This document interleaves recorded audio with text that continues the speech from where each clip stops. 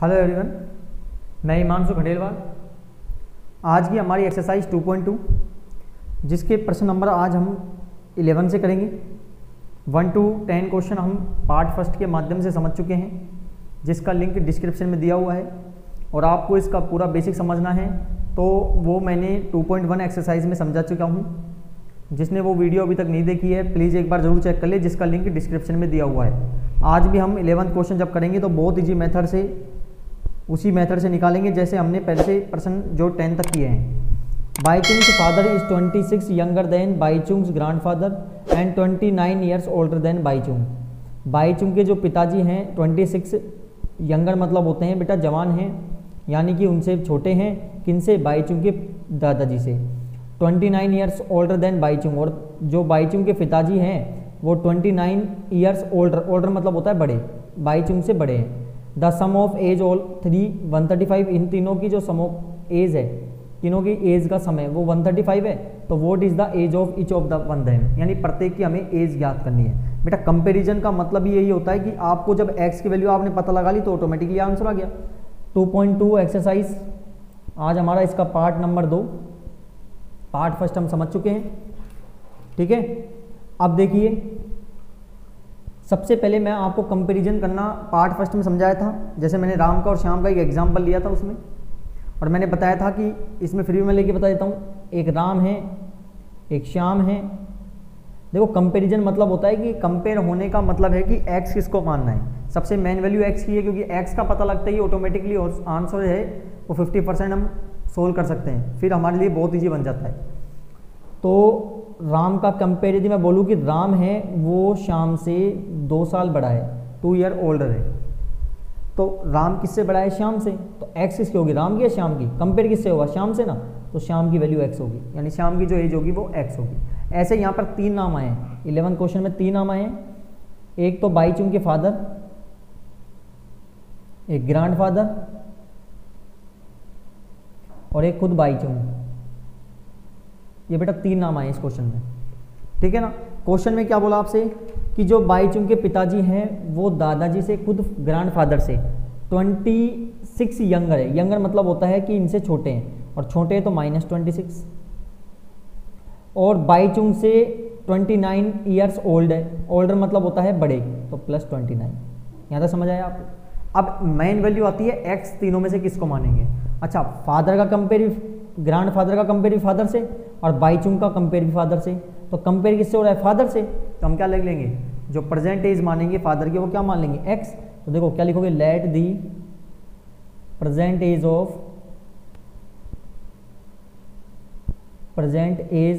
Of Baichung father is x। ठीक है। Then as of grandfather, ध्यान से समझिएगा बेटा। अब ग्रैंडफादर, पिताजी दादाजी से छोटे हैं तो दादाजी क्या होंगे? पिताजी से बड़े होंगे। तो एज ऑफ फादर किसके? पिताजी के। किसके? बाईचुंग के। कितने? 26, इनसे बड़े हैं। देखो यहाँ पे माइनस था और यहाँ पे प्लस क्यों किया मैंने, ये पता है आपको? समझ गए होंगे लॉजिक क्या है। यहाँ तो पिताजी छोटे थे, यहाँ दादाजी की वैल्यू निकाल रहे हैं तो बड़े होंगे, सीधी सी बात है। तो पिताजी की एज क्या है अभी? x, तो x + 26। आ रहे समझ में आता आपको? इसी प्रकार एज ऑफ बाईचुंग, अच्छा एज ऑफ बाईचुंग क्या बोल रहा था वहाँ पे? वो पिताजी से, जो पिताजी हैं वो बाईचुंग से 29 ईयर्स ओल्डर है। ओल्डर मतलब बड़े होते हैं, और बड़े मतलब है, तो हम क्या लिख देंगे? Age of father. अब बाईचुंग क्या होगा? छोटे होंगे फादर से, तो -29। समझ रहे हो प्लस माइनस क्यों चेंज हो रहे हैं ऐसे इस टाइप से। तो एज ऑफ फादर कितना है? x -29। अब तीनों की जो एज का समय है वो कितना है? 135 है। ठीक है, तो आप क्या लिखोगे? अकॉर्डिंग दी क्वेश्चन, प्रश्नानुसार, अकॉर्डिंग दी क्वेश्चन। तो देखिए तीनों की एज का सम, किस किस की सम? एक तो फादर का, फादर कितना है? x है। दादाजी कितने हैं? x + 26, और खुद बाईचुंग कितना है? x - 29। इन तीनों की एज का सम कितना है? 135 है। ब्रैकेट खोल दो, x plus x plus 26 plus x minus 29 equal to 135। Clear यहाँ तक। अब देखो x एक्स कौन कौन सी हो गई, 1x 2x एंड 3x, ये दोनों नंबर हैं, एक प्लस एक माइनस, 29 में से 26 लेस हुआ तो 3 आया, माइनस की संख्या बढ़ी है इजल टू 135। ठीक है, x का नंबर यही रहने दो, नंबर के पास जाएगा, माइनस किस में हो जाएगा, प्लस में हो जाएगा। Then 3x equal to 138, x को हम बाहर कर देंगे, 3 अपॉन में जाता है। बेटा ये जब संख्याएं x बाहर करते हैं तो जो 3 है ना मल्टीप्लाई में भी, जब कोई अल्फ़ाबेट और नंबर के बीच में कोई सिंबल नहीं होता ना, वो मल्टीप्लाई का होता है। तो जैसे आपने x को बाहर किया तो 3 है वो ऊपर में चल जाएगा, तो x इजल टू कितना आ गया, 46। देखो हर वीडियो आप देखो तब आपको और भी इजी लगेगा। वैसे मैं पूरी तरह कोशिश कर रहा हूँ कि जितना इजी कर सकूँ उतना करूँ मैं। तो आप शुरू से जो भी 2.1 मैंने समझाई है, 2.2 का पार्ट फर्स्ट किया है, सभी एक बार जरूर चेक करें, क्योंकि तभी आपको समझ आएगा। ठीक है ना। तो ये 46 हो गया आपका। अच्छा 46 किसकी हो गई, x की वैल्यू, x कौन है, फादर, तो आप क्या लिख दोगे, age of Baichung father is 46 years, grandfather, अच्छा ग्रैंडफादर क्या होगी, ग्रैंडफादर क्या है यहाँ पे, ग्रैंडफादर की है x प्लस 26, तो x की वैल्यू कितनी है 46, तो x प्लस 46, x कितना है 46 प्लस, अरे ग्रैंडफादर कितना है, x प्लस 26 है, 46 नहीं यहाँ पे 26, तो 26 ऐड कर दो, कितना आ गया 72 ईयर्स। ठीक है, और खुद बाईचुंग एज, इसकी एज कितनी होगी, बाईचुंग की कितनी है, बाईचुंग की है x माइनस 29, तो x की वैल्यू कितनी है, x की वैल्यू है 46 माइनस 29, तो 46 में से 29 आप जब लेस करोगे तो यहाँ पर कितना आएगा 17, तो यहाँ पे कितना हो गया 17 ईयर्स। तो देखो तीनों की एज जो आ गई ये हमारे पास आसानी से आ गई।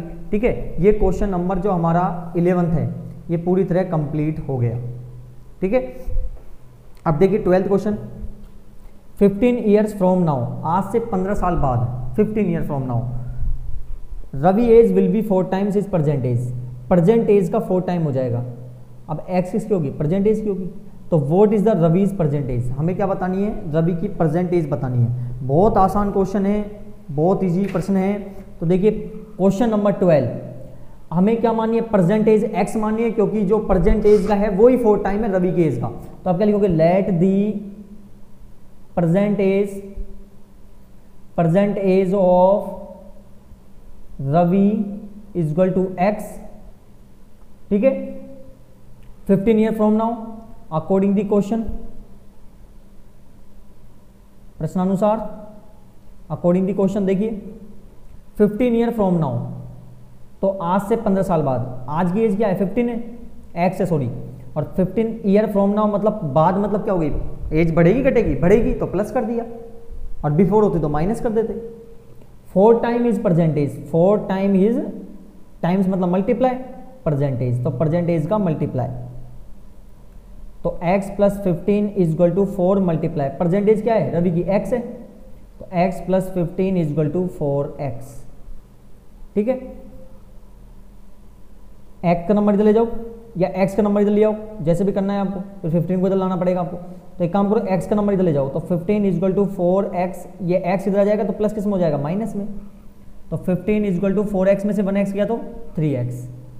ठीक है, x को बाहर करेंगे, तो x को जब आप बाहर करते हो ना बेटा ये 3 अपॉन में चल जाता है, क्योंकि जब नंबर और अल्फाबेट के बीच में कोई सिंबल ना हो और मल्टीप्लाई का होता है, और जैसे आपने 3x को बाहर किया 3 अपॉन में चला जाएगा, तो x की वैल्यू क्या आ गई 5 ईयर्स। तो हमें क्या बतानी थी, उसकी प्रेजेंट एज बतानी थी रवि की, तो so present age of Ravi is 5 year. ठीक है, अब देखिए 13 question, a rational number is such that when you multiply it by 5/2, एक परिमेय संख्या एक रेशनल नंबर है, उसको हम मल्टीप्लाई करते हैं। अब वो रेशनल नंबर हमें नहीं दिया हुआ है, ध्यान समझना, तो जब नहीं दिया हुआ था उस वैल्यू को हम क्या मानते हैं, x मानते हैं। तो हम जब x को 5/2 से मल्टीप्लाई करते हैं और उसको ऐड करते हैं उससे 2/3 से, तो प्रोडक्ट यू गेट मतलब होता है प्राप्त करना, हमें जब मिलेगा तो वो मिलेगा -7/12। तो व्हाट इज द नंबर, वो नंबर क्या है। बहुत आसान क्वेश्चन है, बहुत इजी क्वेश्चन है। तो देखिए क्वेश्चन नंबर 13। अब वो रेशनल नंबर हमें दिया हुआ नहीं है तो हम क्या लिखेंगे, आप लिखोगे let the number is x, माना कि वो संख्या क्या है, x है, ठीक है, according the question, according the question. अच्छा, क्वेश्चन में क्या बोल रहे हैं, a number is such that you multiply by 5/2, इसको किससे मल्टीप्लाई कर दो, 5/2 से कर दिया। देन ऐड 2/3, इसमें ऐड कर दो 2/3 को, ये भी कर दिया। गेट मतलब होता है इक्वल, क्या मिलेगा, -7/12। बनाना है नहीं आया, कितना इजी मेथड से हमने बना दिया, ठीक है। आप क्या करेंगे, 5/2 को x से मल्टीप्लाई करो, 5/2x अपॉन 2/3 इक्वल टू -7/12। बेटा बीच में जब प्लस या माइनस का सिंबल हो उसमें फ्रैक्शन होती है, फ्रैक्शन मतलब क्या होती है, भिन्न, हाँ, तो भिन्न मतलब होती है फ्रैक्शन, मतलब जब अपॉन में संख्या है और बीच में प्लस या माइनस का सिंबल हो तो डिनोमिनेटर का एलसीएम लिया जाता है। तो 2 और 3 का एलसीएम कितना आएगा, 6 आएगा, ठीक है। 2 का डिवाइड 6 में देंगे 3, और 3 को 5 से मल्टीप्लाई कर दो 15x, नीचे डिवाइड देते हैं, आंसर आने पर ऊपर से मल्टीप्लाई करते हैं, प्लस 3 का डिवाइड 6 में 2, 2 2 जा 4 इज इक्वल टू 7/12। और मैंने लास्ट पार्ट में भी आपको यही बताया था कि कभी भी अल्फाबेट और नंबर न तो ऐड होते हैं न सब्ट्रैक्ट होते हैं, ठीक है। तो हम क्या करेंगे, क्रॉस मल्टीप्लाई करेंगे, क्योंकि और हमारे पास कोई ऑप्शन इसमें बचा नहीं है, तो क्रॉस मल्टीप्लाई करेंगे। क्रॉस मल्टीप्लाई मतलब होता है 12 को मल्टीप्लाई करना है 15x + 4 से, और 7 को मल्टीप्लाई करना है बेटा 6 से। तो 12 को 15 से करोगे 180x आएगा, प्लस 12 4 जा 48 इज इक्वल टू 70 को 7 को 6 से करोगे आएगा 42। यहां तक कोई डाउट आ रहा है समझ में आपको यहां तक? देखो यहाँ पे माइनस और था, ये ध्यान नहीं दिया हमने, तो माइनस चल रहा था ना यहाँ पे, तो ये माइनस है 7 का, तो यहाँ पे माइनस आएगा, ठीक है, प्लस माइनस माइनस होता है। अब देखो आगे, यहाँ तक हमारा हो गया। क्या निकला हमारे लास्ट में? लास्ट में है हमारे पास 180x + 48 is equal to 180x + 48 is equal to -42, यही बचा था हमारे पास। अब देखो अल्फाबेट वाला नंबर यही रखेंगे, नंबर के पास जाएगा, प्लस किस में चेंज हो जाता है, माइनस में। संख्या जब चेंज करते हैं ना, जब लेके जाते हैं दूसरी साइड, तो प्लस माइनस में हो जाती है और माइनस प्लस में हो जाती है। तो 180x is equal to minus minus plus 48 और प्लस 42 कितना हो गया, -90, क्योंकि दोनों संख्या माइनस की है। x को बाहर कर दो तो जो 180 है वो अपॉन में चला जाएगा, 0 से 0 कट गया, दोनों वैल्यू 9 9 से कट जाएगी, तो 9 1 जा 9, 9 2 जा 18, तो हमारा जो आंसर होगा वो क्या होगा, -1/2 होगा। तो व्हाट इज द नंबर, तो दैट नंबर इज -1/2। देखो कितना आसान हो गया। अब आते हैं क्वेश्चन नंबर 14। देखो ये तीनों क्वेश्चन 14, 15 और 16 बहुत शानदार क्वेश्चन है, एग्जाम के हिसाब से भी मेन है, बहुत ध्यान से समझिएगा, बहुत इजी क्वेश्चन है, बस मेथड आपको बताना चाहिए। Lakshmi is a cashier in bank, she has currency note of denominations 100, 50 and 10। यानी लक्ष्मी है वो कैशियर है बैंक में, यानी पैसे का लेन देन करती है, और उसके पास 3 तरह के नोट है, एक 100 के, एक 50 के और एक 10 रुपीज के नोट है। रेशियो दिया हुआ है नंबर का वो 235 है। आपको ध्यान है, मैंने पार्ट फर्स्ट जब किया था तो मैंने आपको ये बताया था कि जब भी कोई वैल्यू एक्स में, सॉरी रेशियो में दी हुई है, अनुपात में दी हुई है, ये रेशियो में दी हुई है, तो इनको हम एक्स में लेते हैं बेटा, क्लियर। तो जो 100 रुपीज की जो नंबर ऑफ नोट है 100 रुपीज के, वो है 2 रेशियो, तो हम क्या लिख देंगे, 2x लिख देंगे। नंबर ऑफ नोट 50 रुपीज के क्या हो जाएंगे, 3x हो जाएंगे, और ऐसे 10 के 5x हो जाएंगे।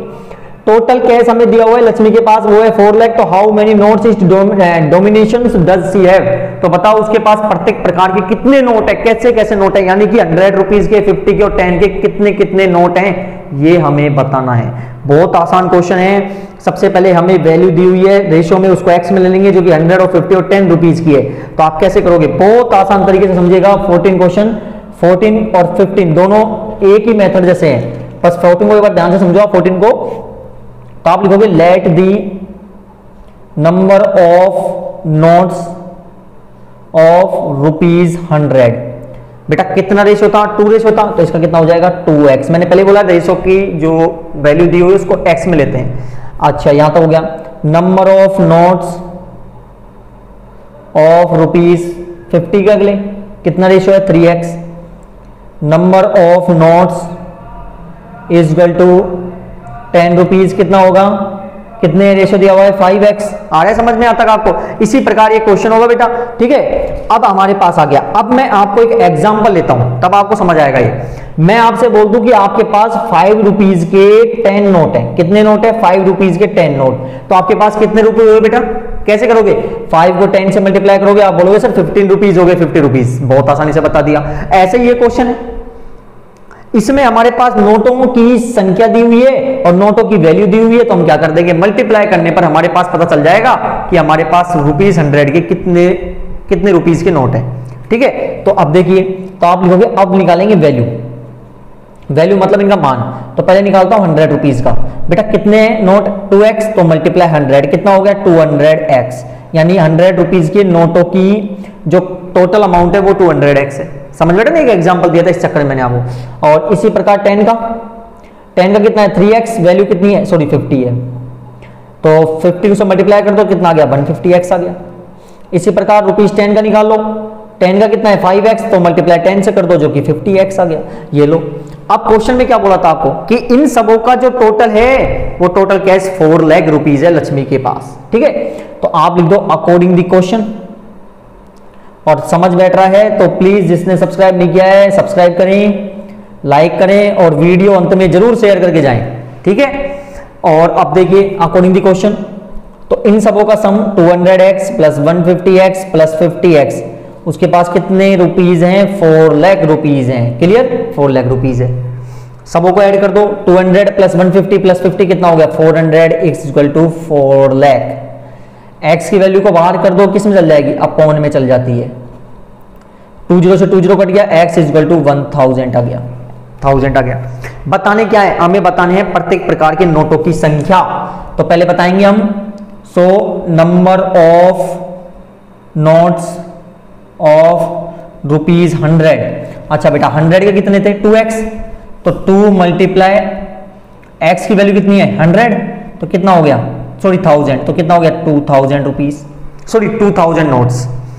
इसी प्रकार नंबर ऑफ नोट्स ₹50 कितने थे 3x ही थे ना, तो 3 मल्टीप्लाई x की वैल्यू 1000 कितना हो गया 3000। और इसी प्रकार number of note is equal to 10 के कितने होंगे, 10 के कितने रेशियो था, 10 का था 5x, तो 5 मल्टीप्लाई x की वैल्यू कितनी है 1000, तो कितना हो गया 5000। ये लो आपका आंसर आ गया। चेक करना है आंसर सही है कि नहीं है, देखो चेक कर लो। 2000 कितने रुपीज के 100 के, तो कितना हो गया 2 लाख रुपीज, ये तो 2 लाख हो गया। 3000 मल्टीप्लाई 50 कितना हो गया 1,50,000, और 5000 मल्टीप्लाई 10 कितना हो गया 50,000। सबों को जोड़ दो कितना आ गया 4 लाख, और यही रुपए उसके बाद लक्ष्मी के पास थे। तो ये हमारा जो क्वेश्चन नंबर कौन सा है ये 14 है, ये पूरी तरह कंप्लीट हो गया। इस टाइप से हमने कंप्लीट किया, ठीक है बेटा। अब देखिए अगला जो क्वेश्चन है 15, 14 कंप्लीट हुआ है अभी, अब 15 देखो, सेम इसी प्रकार है, थोड़ा सा अलग मेथड है बस। I have a total of 300 rupees in coins of denomination 1 to 5। बेटा टोटल रुपीज हैं 300, मेरे पास कितने रुपीज है 300 है, ठीक है, और ये 1, 2 और 5 रुपीज में बटे हुए हैं। The number of 2 coins is 3 times. अब कंपैरिजन का बात आ गया, पिछला क्वेश्चन था रेशो में, अब है कंपैरिजन का। अब जब कंपैरिजन का है तो इसको करने के लिए कंपैरिजन मतलब 2 coin, number of 2 coin 2 rupees के कॉइन है वो 3 टाइम है नंबर ऑफ 5 कॉइन्स के। x की वैल्यू क्या होगी 5 रुपीज की। बेटा समझ नहीं बेटा क्यों होगी, कारण बता दिया मैंने, क्योंकि 2 का कंपैरिजन ₹5 से है, तो 5 की वैल्यू x होगी, ठीक है। कंपैरिजन होने पर मैंने बता ही दिया था आपको। The total number of coins 160, total number मतलब 1, 2 और 5 रुपीज के जो कॉइन्स हैं वो 160 है। तो how many coins of each denominations are with me. तो बताओ मेरे पास प्रत्येक प्रकार के कितने कितने सिक्के हैं 1, 2 और 5 रुपीज के, कौन कौन से सिक्के हैं, कितने रुपीज के सिक्के हैं, ठीक है, कितने कितने सिक्के हैं ये आपको बताना है। तो देखिए क्वेश्चन नंबर 15, सबसे पहले कंपैरिजन 2 रुपीज का कॉइन किससे हो रहा है 3 times the number of 5 coins. तो आप लिखोगे let the number of coins of ₹5, क्या मानेंगे x। अच्छा क्वेश्चन में क्या है नंबर ऑफ कॉइन्स ऑफ ₹2। अच्छा 2 के कितने 3 times the number of 5 rupees, तो 3 मल्टीप्लाई ₹5 के कॉइन। अच्छा 5 के कॉइन कितने हैं? x, तो कितना हो गया 3x। ठीक है, यहां तक हो गया। अब देखो ₹5 के भी आ गए, ₹2 के आ गए, कौन सा बच गया? ₹1 बच गया। तो नंबर ऑफ कॉइन्स ऑफ ₹1। अच्छा बेटा टोटल रुपीज के कॉइन कितने? 160 कॉइन्स है। मैं आपसे बोल दूं आपके पास ₹5 के, ₹2 के और ₹1 के कुछ कॉइन है। ₹5 के 5 है, ₹2 के 3 है और टोटल कॉइन आपके पास 10 है। क्वेश्चन समझना तब समझ आएगा जो लॉजिक बता रहा हूं आपको मैं। ₹5 के 5 कॉइन है, ₹2 के 3 कॉइन है, तो बताओ ₹1 के कितने कॉइन हुए? मैं क्या कर दूंगा, टोटल कॉइन कितने? 10, तो 10 में से 5 + 3 को घटा दूंगा जो कि मेरे पास 2 कॉइन आ जाएंगे। ऐसे ही एक क्वेश्चन है बेटा। ठीक है, तो नंबर ऑफ कॉइन्स ₹1, तो टोटल कॉइन कितने हैं? 160 में से मैं ₹5 के कॉइन और ₹2 के कॉइन घटा दूंगा तो मेरे पास ₹1 के कॉइन्स आ जाएंगे। ठीक है, तो 160 माइनस ₹5 के कॉइन कितने हैं? ₹5 के कॉइन x है और ₹2 के 3x है, तो 160 माइनस x + 3 कितना हो गया? 4x। आया समझ में? आता आपको? यही थोड़ा लॉजिक है, ये ध्यान रखना है बस आपको। ठीक है, इसी प्रकार जैसे आपको ध्यान है हमने जब क्वेश्चन किया था 14 वाला, इसमें हमने वैल्यू निकाली थी प्रत्येक प्रकार की नोट की, ऐसे यहां पर वैल्यू निकालेंगे। तो वैल्यू निकालो, पहले निकालते हैं ₹5 की। अच्छा 5 के कितने हैं? x कॉइन है, तो x × 5 = 5x। इसी प्रकार ₹2 के कितने हैं? 3x है, तो 3x × ₹2 की कॉइन है तो 6x। आ रहा है समझ में? यहाँ तक। इसी प्रकार ₹1 के कितने हैं? 160 - 4x, इसको 1 से मल्टीप्लाई कर दो, यही नंबर आएंगे 160 - 4x। अच्छा टोटल जो अमाउंट है वो कितना है? ₹300। ये क्वेश्चन में आपसे बोल दिया था ना शुरू में, यहाँ पे देखो बोल रखा था कि टोटल रुपीज कितने हैं? ₹300 है और डिनोमिनेशन बटे हुए 1 to 5 रुपीज में। क्लियर? कॉइन्स में, रुपीज नहीं कॉइन्स में, रुपीज के कॉइन्स है। अब अकॉर्डिंग दी क्वेश्चन बहुत आसान तरीका हो गया। अब तो तीनों का सम कर दो, ₹5 का, ₹2 का और ₹1 का। टोटल कितने रुपीज हैं? 300। 5 + 6 कितना हो गया? 11x - 4x + 160 = 300। ठीक है, 11 में से 4 लेस करो, 7x + 160 = 300। 7x यही रह जाएगा, नंबर के पास जाएगा, 160 माइनस में हो जाएगा, कितना आ गया? 140 आ गया। देन x को बाहर कर दो, किस में चल जाएगा? 7 में, तो x की वैल्यू कितनी आ गई? 20। बेटा बताने क्या है? नंबर ऑफ कॉइन्स बताने, तो number of coins of rupees, सबसे पहले किसका रुपीज था हमारे पास? 5 का, 5 की, तो 5 की वैल्यू क्या मानी थी हमने 5 की वैल्यू मानी थी x, तो x का आंसर कितना आया हमारे पास? 20, तो ये कितना हो गया? 20 कॉइन हो गए। ₹2 के और ₹1 के, ₹2 का कितना था? 3x, तो 3 × x की वैल्यू कितनी है? 20 = 60 हो गए। और ₹1 का कितना था? ₹1 का था -60 160 - 4x, तो 160 - 4x की वैल्यू कितनी है? 20, तो 160 - 80 = कितना हो गया? 80। ये लो सर, आंसर चेक करना है, कर लो। 20 को 5 से मल्टीप्लाई करोगे 100, 60 को 2 से मल्टीप्लाई करोगे 120 और 80 को 1 से मल्टीप्लाई करोगे 80। ऐड कर लो, ₹300 हुए कि नहीं हुए? तो ये लो हमारे पास जो ये क्वेश्चन था 15, ये भी कंप्लीट हो गया। ठीक है, अब देखिए हमारा लास्ट क्वेश्चन आज का। दी ऑर्गेनाइजर ऑफ एन ऐसे कॉम्पिटिशन डिसाइडेड, एक ऐसे कॉम्पिटिशन रखा गया और उसमें निर्धारित किया गया कि जो विनर होगा उसको प्राइज मिलेगा ₹100 का, और जो पार्टिसिपेट डज नॉट विन, और जो ऐसा पार्टिसिपेट जो नहीं जीतेगा उसको मिलेंगे ₹25। टोटल मनी रखी गई भैया विनरों के लिए, वो रखी गई 3000। Find the number of winners, आपको नंबर ऑफ विनर बताने की कितने जीते। If the total number of participate 63, यदि टोटल पार्टिसिपेट कितने हैं? 63 है। बेटा इसमें 63 में दोनों तरह के लोग हैं, एक तो जीतने वाले और एक हारने वाले। बहुत आसान क्वेश्चन है, समझिएगा। इसमें लॉजिक क्या है बस वो पहचानना है और क्वेश्चन ऑटोमेटिकली क्लियर हो जाएगा। लॉजिक क्या है हमें पहचानना पड़ेगा। अब इतने क्वेश्चन कर लिए, थोड़ा आप भी गणित लगाइए, क्या मेथड बन सकता है यहाँ पे। तो 16 क्वेश्चन देखो एक बार, आपको यहां पे बताया हुआ है कि जो टोटल पार्टिसिपेट है ना, टोटल पार्टिसिपेट्स वो कितने हैं? 63 है। अब बेटा एक बात बताओ, मैं आपसे बोल दूं कि जीतने वालों की संख्या 20 है। सपोज करना मैंने क्या बोला, जीतने वालों की जो विनर है वो 20 है, तो लूजर कितने हुए? हारने वाले कितने हुए? कैसे निकालोगे? 63 में से जीतने वालों की संख्या हटा दोगे। बेटा समझ नहीं बेटा, अब न तो हमारे पास जीतने वालों की संख्या न हारने वालों की संख्या है, तो हम किसी एक को क्या मान लें? एक्स मान लें। समझ बैठ रहा है ना क्या कहना चाह रहा हूं? यही तो गहराई समझो आप क्वेश्चन की। तो मैं क्या लिखूंगा? आप लिखोगे let the number of winners is equal to x, और नंबर ऑफ नॉट विनर्स, जो नहीं जीते, तो मैं क्या कर दूंगा? टोटल में से जीतने वालों की वैल्यू घटा दूंगा। मिल गए? यहां तो बताओ कोई दिक्कत आ गया समझ में आपको? अब आती है प्राइज की बात। जो प्राइज डिस्ट्रीब्यूट किया जाता है, प्राइज बांटा जाता है। अच्छा, विनर को कितने रुपए मिलते हैं? विनर को बोल रहा है कि 100 रुपये मिलेंगे। विनर टोटल कितने? एक्स, तो x multiply 100 is equal to 100x। आ रहा है समझ में? देखो इसी प्रकार इजी तरीके से हो जाएगा ना। अब आता है जो नहीं जीते, नॉट विनर, और विनर जो नहीं जीतता है उसको कितने रुपए मिलते हैं? उसको 25 रुपीज मिलते हैं। यही तो बोला था यहाँ पे 25 रुपीज मिलेंगे। बोला था नहीं बोला था? 25 मिलेंगे। ठीक है, तो कितने हो गए? 63 को 25 से मल्टीप्लाई करिए तो ये आएगा 1575 माइनस 25 को x से करोगे 25x आएगा। आ रहा है समझ में यहाँ तक आपको? अब ये क्लियर यहाँ तक? आपसे बोला है कि जो टोटल अमाउंट रखा गया है वो रखा गया है 3000 रुपीज, यानी विनर को और जो नहीं जीतेंगे उनको मिला के कितने रुपए दिए जाएंगे? 3000। जो विनर है और जो नहीं जीतेंगे वो, उन दोनों को मिला के कितने रुपए दिए जाएंगे? 3000। तो विनर कितने के? विनर हैं 100x, नहीं जीतेंगे उनके अमाउंट कितना है? इस प्रकार का टोटल कितना हो गया? 3000। या लिख दो अकॉर्डिंग दी क्वेश्चन, लिख देते हैं यहाँ पे अकॉर्डिंग दी क्वेश्चन।